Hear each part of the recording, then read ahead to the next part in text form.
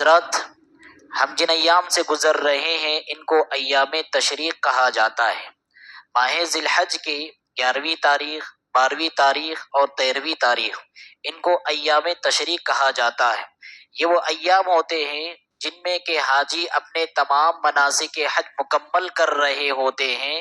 اور وہیں پر یہ وہ ایام ہوتے ہیں جس میں کہ غیر حاجی اپنی تمام تر قربانی کی مصروفیتوں سے فارغ ہوتے ہیں۔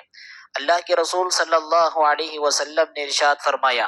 ایام التشریق ایام اکل و شرب و ذکر اللہ تعالی۔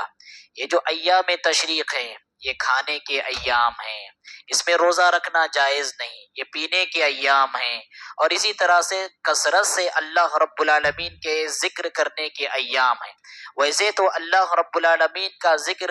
ہر سال کرنا چاہیے، ہر ماہ کرنا چاہیے، ہر دن کرنا چاہیے، لیکن یہ جو خاص ایام ہیں ان ایام میں اللہ کا ذکر کرنے کی کچھ الگ ہی فضیلت ہے، الگ ہی مقام ہے۔ اسی لیے ہمارے اسلاف کا یہ طریقہ تھا، ان ایام میں خاص طور پر اس ذکر کا کثرت سے اہتمام کرتے تھے، چاہے خلوت میں ہو، جلوت میں ہو، تنہائی میں ہو، محفل میں ہو، ہر آن ہر گھڑی ان کی زبان سے یہ کلمات ہمیشہ ادا ہوتے تھے، اللہ اکبر، اللہ اکبر، لا الہ الا اللہ، واللہ اکبر، اللہ اکبر وللہ الحمد۔ اس لیے کہ ان دنوں میں جہاں ہم اللہ کی نعمت سے مالا مال ہوتے ہیں، طرح طرح کی انواع و اقسام کی غذائیں کھاتے ہیں، تو اس کی نعمتوں کو پانے کے بعد اس کی نعمتوں کا تقاضا یہ بنتا ہے کہ اللہ کی شکر گزاری کے نتیجے میں اس کا ذکر کثرت سے کریں۔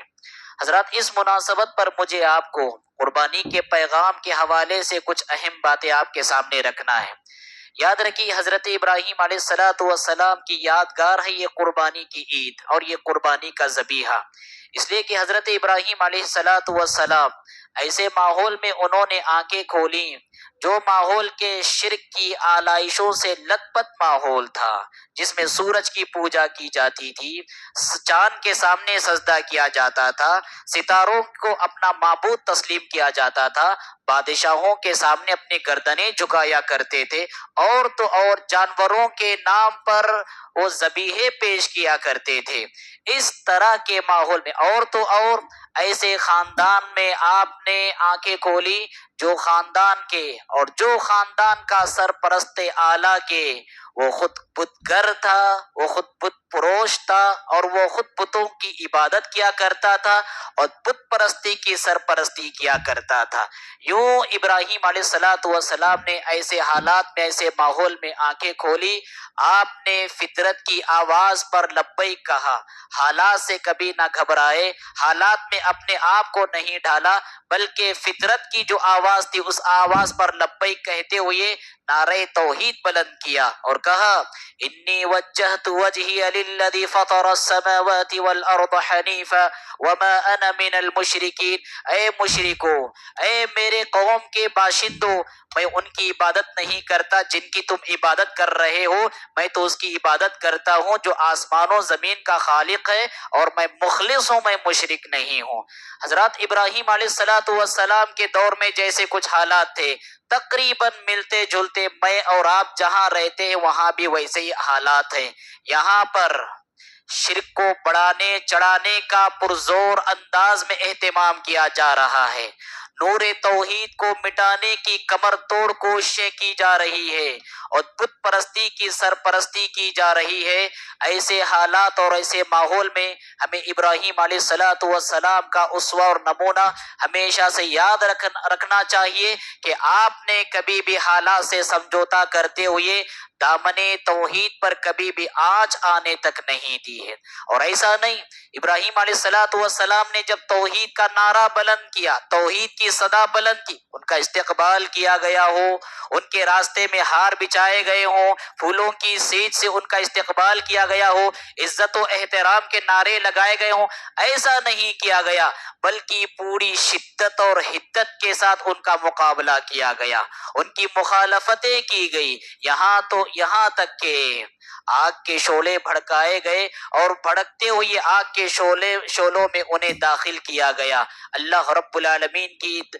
رحمت نے انہیں اپنے دامن میں پناہ لے لی اور اللہ رب العالمین نے ان کی حفاظت فرمائی۔ اس آزمائش کے حالات سے بھی آپ گزرے، یہ حالات ہو گئے۔ اس کے بعد ابراہیم علیہ السلام کے خلاف ایسی سازشیں کی گئی کہ آپ کو اپنا شہر اپنا وطن چھوڑنے پر مجبور کیا گیا، در بدر کی ٹھوکریں کھانے پر مجبور کیا گیا، نامعلوم منزل کی طرف رخت سفر باندھنے پر مجبور کیا گیا۔ اور جب آپ رخت سفر باندھنے لگے، نامعلوم منزل کی طرف سفر کرنے لگے، درمیان میں مصر کا علاقہ پڑتا ہے اور مصر وہاں پر ایک ظالم بادشاہ، جابر بادشاہ اور مشرک بادشاہ کا سامنا ہوتا ہے، اور اس نے آپ کی شریک حیات اور آپ کی پاکیزہ بیوی کی عزت و آبرو کے ساتھ کھلواڑ کرنا چاہا، لیکن اللہ رب العالمین نے آپ کی حفاظت فرمائی۔ اس آزمائش بھرے حالات سے بھی آپ گزرے۔ اتنا ہی نہیں بلکہ جب آپ یہاں سے سفر کرتے ہوئے ملک فلسطین میں آپ پناہ گزین ہوئے،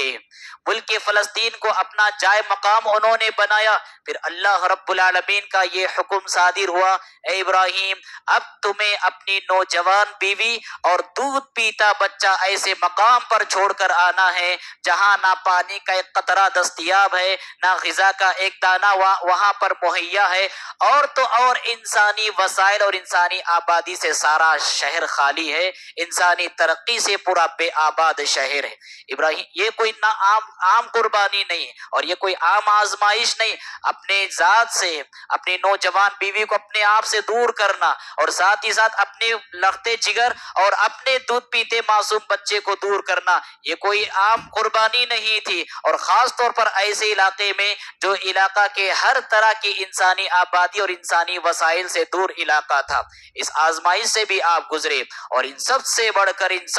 کر ابراہیم علیہ السلام کی آزمائش کی ایک صورت یہ بھی آئی کہ جب ان کا بچہ کچھ ان کے ساتھ نبھانے اور ان کے کام میں ان کے شریک ہونے کے لائق ہو گیا، اللہ رب العالمین نے خواب میں دکھایا، انی ارا فی المنام انی اذبحک فانظر ماذا ترى قال یا ابت فعل ما تؤمر ستجدنی ان شاء اللہ من الصابرین۔ نبی کا خواب وحی کی شکل ہوتا ہے، واللہ رب العالمین کا سچا پیغام ہوتا ہے۔ جب ابراہیم علیہ السلام نے خواب میں دیکھا کہ آپ اپنے ہاتھوں سے اپنے بچے کو زندہ ذبح کر رہے ہیں، اسماعیل کے سامنے آ کر کہتے ہیں کہ میں اپنے خواب میں اس طرح سے دیکھ رہا ہوں، فانظر ماذا ترى، بتاؤ بیٹے تمہاری کیا رائے ہے۔ مطلب یہ نہیں تھا بیٹے تم ہاں کرو تو قربانی کروں گا، نہ کرو تو قربانی نہیں کروں گا، مطلب یہ نہیں تھا۔ مطلب یہ تھا کہ یہ اللہ کا حکم ہے، مجھے بھی ماننا ہے اور تجھے بھی ماننا ہے، لہذا ہم دونوں ایک ساتھ رضامند ہو جائیں گے، اپنی مرضی پر اللہ کی رضا کو ہم غالب رکھیں گے۔ فانظر ماذا ترى، فرما بردار بیٹے نے اطاعت و فرما برداری کی اعلیٰ ترین مثال قائم کرتے ہوئے کہا، یا ابت فعل ما تؤمر ستجدنی ان شاء اللہ من الصابرین، ابو جان مجھے آپ نے کب نافرمانی کرتے ہوئے پایا ہے، جو اللہ کا حکم ہے کر گزریے، انشاءاللہ مجھے آپ صبر کرنے والوں میں پائیں گے۔ حضرات یہ ایک قربانی محض ایک قربانی نہیں، یہ ایک قربانی 10 قربانیوں کو اپنے اندر رکھتی ہے۔ آپ ذرا پہلوؤں پر اور اعتبارات پر تو غور کریں۔ پہلی بات یہ بیٹے کی قربانی دینا تھا، کوئی اجنبی لڑکا نہیں تھا، کوئی نیا لڑکا نہیں تھا، بلکہ بیٹے کی قربانی، اور یہ کسی حوصلہ مند ہی کر سکتا ہے۔ اب آپ اپنی جگہ پر ابراہیم کو رکھیے علیہ السلام، گرچہ ہم ابراہیم نہیں بن سکتے، اپنے بیٹے کی جگہ اسماعیل کو رکھیے، گرچہ ہمارا بیٹا اسماعیل کے مقام کو نہیں پہنچ سکتا علیہ السلام، لیکن اس کیفیت کو محسوس کرنے کے لیے آپ ذرا اس تصور سے اپنے آپ کو گزاریے کہ بیٹے کی قربانی کتنی بڑی قربانی تھی۔ اور اس اعتبار سے بھی آپ دیکھیے کہ یہ بیٹے کی تو قربانی تھی، لیکن کس کے ہاتھوں تھی؟ ایک باپ کے ہاتھوں تھی، باپ کے ہاتھوں بیٹے کی قربانی۔ سوچو باپ کا ہاتھ کتنا لرز رہا ہوگا اور باپ کے دل کی کیفیت کیا ہو رہی ہوگی، فرشتے بھی دیکھ کر حیران ہوں گے، آسمان بھی دیکھ کر اشک بار ہوگا، اور زمین بھی شاید کپ کپا رہی ہوگی کہ ایک دنیاوی انسانی تاریخ کا ایک انوکھا واقعہ زمین پر رونما ہونے جا رہا ہے۔ ایک باپ اپنے بیٹے کو لٹا کر اپنے ہاتھوں سے زندہ ذبح کر رہا ہے۔ اور اتنا ہی نہیں، آپ اس اعتبار سے بھی دیکھیں کہ یہ اس اولاد کی قربانی تھی جس اولاد سے اللہ رب العالمین لمبی مدت سے آپ کو محروم رکھا تھا. تقریباً 80 سال کی عمر تک جوانی کا پورا مرحلہ گزر گیا، ادھیڑ عمر کا پورا مرحلہ گزر گیا. اس مرحلے میں اللہ رب العالمین سے نہ جانے کتنی فریادیں کی، کتنی دعائیں کی، کتنی التجائیں کی. ہزاروں دعائیں، ہزاروں فریادوں کے بعد اللہ رب العالمین نے ایک بیٹے سے نوازا اور اس بیٹے کی قربانی کا اللہ رب العالمین نے حکم دیا. سوچو کتنی بڑی آزمائش ہوگی. اور اس کے ساتھ یہ بھی دیکھیں، یہ پہلی اولاد کی قربانی تھی. پہلی اولاد کی محبت ماں باپ کے دل میں ایک الگ مقام رکھتی ہے. پہلی اولاد کی قربانی اور اکلوتی اولاد کی قربانی، اس لیے کہ جب اولاد ایک ہی ہو، اولاد ایک ہی ہو، ماں باپ کی ساری محبت کا مرکز یہ اکلوتی اولاد قرار پاتی ہے. اس اولاد کی آزمائی سے آپ کو گزارا گیا، اور پھر اتنا ہی نہیں بلکہ بڑھاپے کے اس مرحلے میں آزمایا گیا جس بڑھاپے کے مرحض میں اولاد بڑھاپے کی لاٹھی ہوتی، بڑھاپے کا سہارا ہوتا ہے. حضرات، قرآن کا جو اسلوب ہے فلما بلغ معه السعی، کہ جب وہ بھاگ دوڑ کی عمر کو پہنچے، تو مفسرین نے یہاں پر یہ کہا کہ اسماعیل علیہ السلام بجائے یہ کہ ماں باپ کے اوپر بوجھ ہونے کے بجائے اب ماں باپ کا سہارا بننے کی عمر میں پہنچ چکے تھے، ماں باپ کا آسرا بننے کی عمر میں ہو چکے تھے. اس عمر میں اللہ رب العالمین نے ان کی قربانی کرنے کا ابراہیم علیہ السلام کو حکم دیا. حضرات اب غور کریں، ان میں سے یہ ایک قربانی اپنے اندر دسیوں قربانی رکھتی ہے. اگر ایک قربانی یا ایک آزمائش بھی ہماری زندگی پر آ جائے، اللہ ہی بہتر جانتا ہے کہ ہم کامیاب ہوتے ہیں ناکام. سوچو ایک ہستی، ایک شخصیت، اس پر اتنی ساری قربانیاں اور آزمائشیں آ جائے، اس شخصیت کے دل کی کیا کیفیت ہوگی، اللہ ہی بہتر جانتا ہے. یہ پیغام ابراہیم علیہ السلام کی آزمائشیں ہم سب کو یہ پیغام دیتی ہے کہ زندگی آزمائشوں سے عبارت ہے، زندگی امتحانات سے عبارت ہے، زندگی ہمیشہ سے اللہ رب العالمین کے راستے میں یا آزمائشوں سے دوچار ہے. لہٰذا اس راستے میں کبھی بھی حوصلہ نہیں کھونا چاہیے، ہمت نہیں ہارنا چاہیے، قربانی دینے کا جذبہ اپنے اندر پیدا کرنا چاہیے، اور اس احساس کو ہمیشہ سے زندہ رکھنا چاہیے. میں پہلا شخص نہیں کہ جس پر آزمائشیں آ رہی ہوں، مصیبتیں آ رہی ہوں، امتحانات آ رہے ہوں، بلکہ مجھ سے پہلے ابراہیم نامی ایک شخص بھی گزرا ہے جس کے اوپر میری طرح نہیں بلکہ مجھ سے بڑی بڑی آزمائشیں گزری ہے. حضرات اسی طرح سے اس حوالے سے مجھے یہ بھی پیغام آپ کے سامنے رکھنا ہے کہ یاد رکھیں،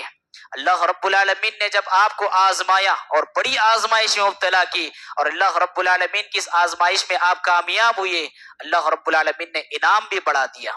اعزاز بھی بڑھا دیا، اکرام بھی بڑھا کیا. کیا اکرام تھا؟ اللہ رب العالمین نے کہا وَاتَّخَذَ اللَّهُ إِبْرَاهِيمَ خَلِيلًا، اللہ رب العالمین نے آپ کو خلیل بنایا. یہ خلیل اس اونچے مقام کا نام ہے، محبت کی وہ اعلیٰ ترین قسم کا نام ہے جس میں دوسروں کی محبت کبھی شامل نہیں ہوتی. وہ مقام، وہ رتبہ صرف اور صرف اللہ رب العالمین نے دو شخصیات کو دیا ہے، ایک ابراہیم علیہ السلام ہے اور دوسرے محمد عربی صلی اللہ علیہ وسلم ہے. یہ آیت مجھے اور آپ کو پیغام دیتی ہے، گرچہ ہم خلیل اللہ نہیں بن سکتے، گرچہ ہم ابراہیم کے رتبے پر نہیں پہنچ سکتے، لیکن ہم حبیب اللہ تو بن سکتے ہیں، اللہ کی محبت کے حقدار تو بن سکتے ہیں. ایسا نہیں کہ اللہ کی محبت کے حقدار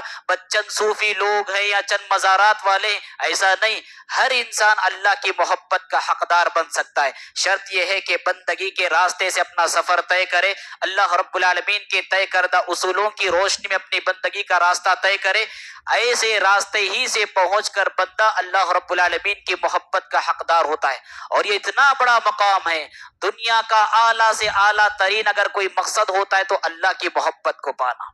دنیا کا سب سے بڑا انعام اگر کوئی ہو سکتا ہے تو وہ یہی کہ اللہ کی محبت کے ہم حقدار ہو جائے. دنیا کا سب سے بڑا اعزاز اگر کوئی ہو سکتا ہے وہ یہی کہ میں اللہ رب العالمین کا چہیتا اور پیارا بندہ کیسے بنوں. یقیناً یہ بہت اچھی بات ہے، یہ بہت بڑا اعزاز ہے. ہم اللہ کو راضی کرنے کی کوشش کرتے ہیں، اللہ کو منانے کی کوشش کرتے ہیں، اللہ سے محبت کرتے ہیں. یہ اچھی بات ہے، یہ اعزاز کی بات ہے، یہ بہت بڑے احترام کی بات ہے. لیکن اس سے بڑا اعزاز یہ ہے کہ اللہ اپنے بندے سے محبت کرے۔ علی بن ابی طالب رضی اللہ تعالیٰ عنہ کے بارے میں اللہ کے رسول صلی اللہ علیہ وسلم نے ارشاد فرمایا تھا، اے علی جاؤ، اللہ رب العالمین، میں کل ایسے شخص کے ہاتھ میں جھنڈا دینے والا ہوں جن کے ہاتھوں اللہ رب العالمین خیبر کی سرزمین کو فتح کرے گا، اور اس کی خوبی یہ ہے یحب اللہ ورسولہ ویحبہ اللہ ورسولہ، کمال یہ ہے کہ وہ اللہ اس کے رسول سے محبت کرتا ہے، اس سے بڑا کمال یہ ہے کہ اللہ اس کے رسول اس سے محبت کرتے ہیں۔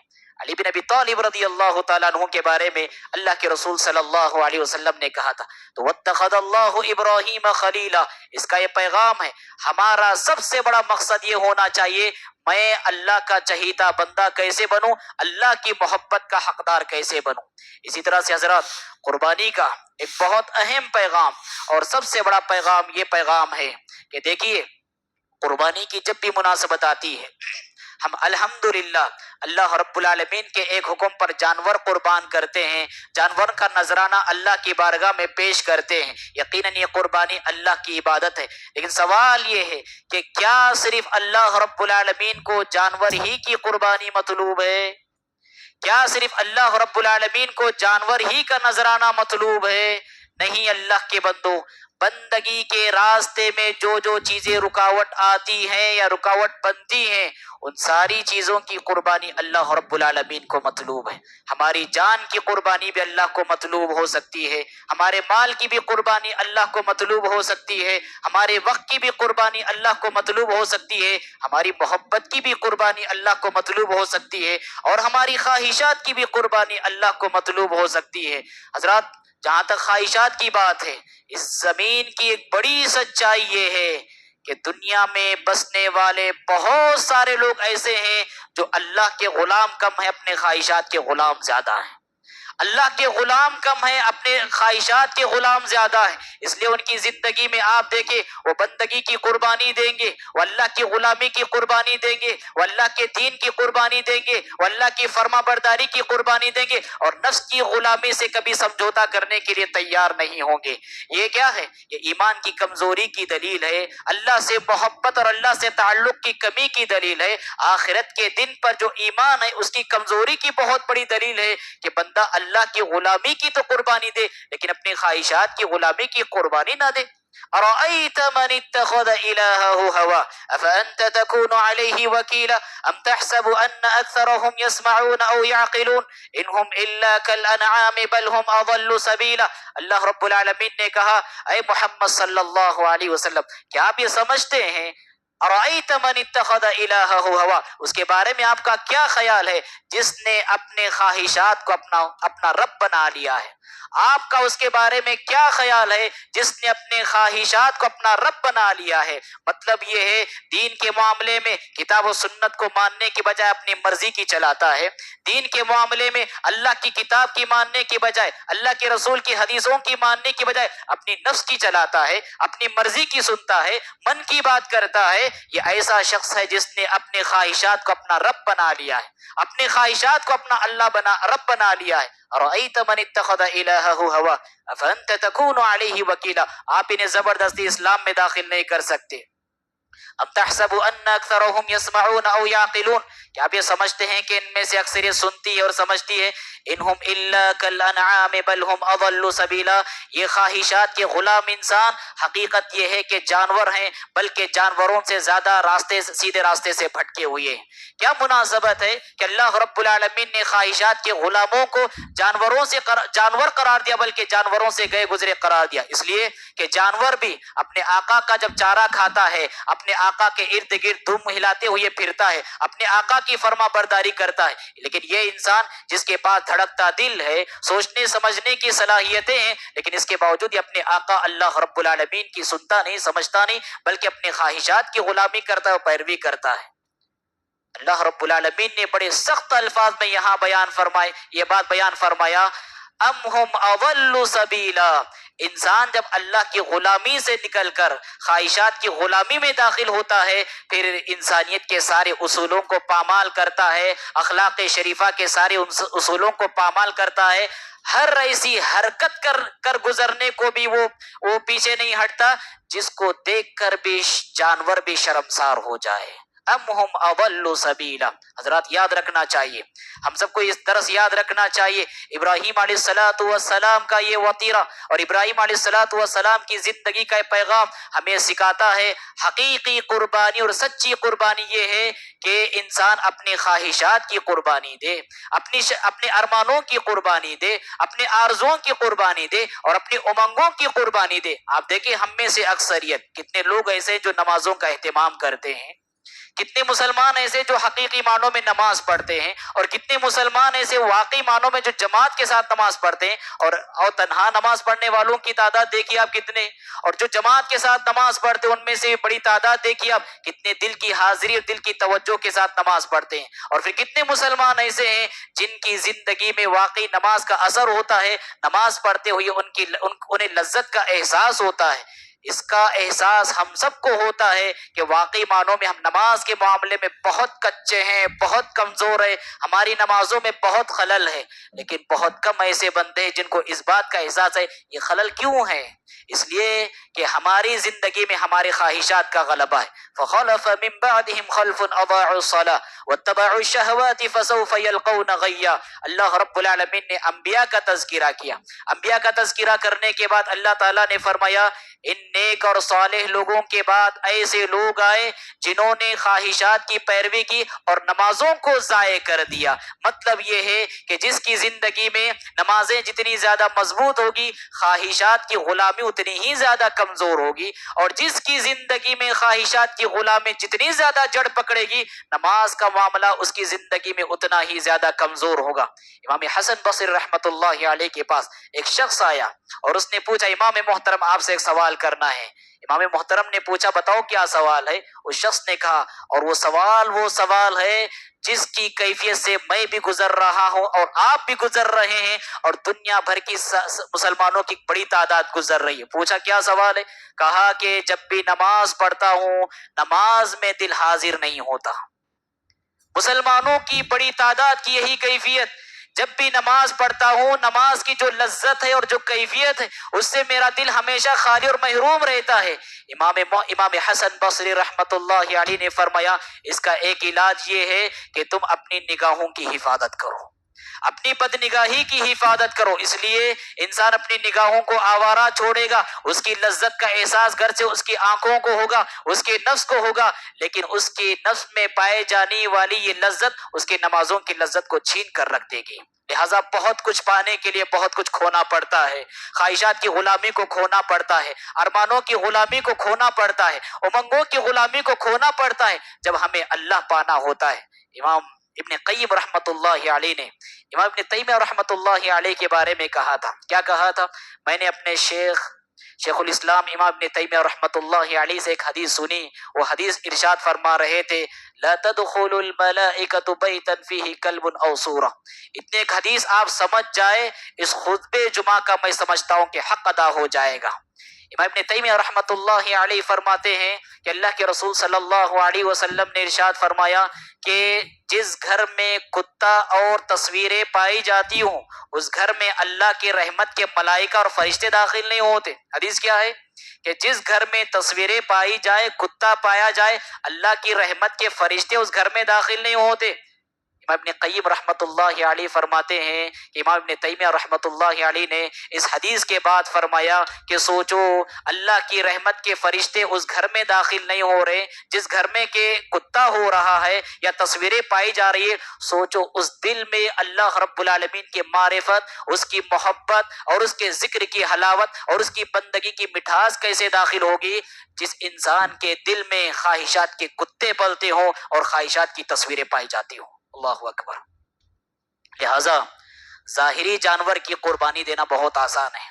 اصل جانور کی قربانی جو نفس کا جانور ہے، جو ہمارے نفس میں اندر جیتا ہے، اس جانور کی قربانی دینا یہ قربانی کا بہت بڑا مقصد ہے۔ اگر اس مقصد میں ہم کامیاب ہو گئے ہمارا ظاہری جانور کی قربانی بھی عند اللہ رب العالمین کے نزدیک مقبول اور منظور ہو جائے گا۔ میری تمام باتوں کا خلاصہ یہی ہے کہ اللہ رب العالمین کو صرف جانور کی قربانی مطلوب نہیں بلکہ بندگی کے راستے میں جو چیزیں رکاوٹیں بنتی ہے ان کی قربانی دینا اللہ رب العالمین کو مطلوب ہے اور اللہ رب العالمین کو منظور ہے۔ میں دعا کرتا ہوں رب العالمین سے، بار الہ ہم سب کی قربانیوں کو مقبول قربانی بنا۔ بار الہ قربانی کا جو اصل فلسفہ ہے، اصل مقصد ہے، اس اصل مقصد کو ہمیں حاصل کرنے والا بنا۔ بار الہ ہم میں سے بہت سارے ایسے لوگ ہیں جو بیمار ہیں، انہیں شفائے کاملہ عطا فرما۔ ہم میں سے بہت سارے ایسے لوگ ہیں جو پریشان حال، ان کی پریشانیوں کو تو دور فرما۔ بار الہ ہم میں سے بہت سارے بھائی ایسے ہیں جو حج کی سعادت حاصل کرنے کے لیے مکہ مکرمہ روانہ ہوئے ہیں،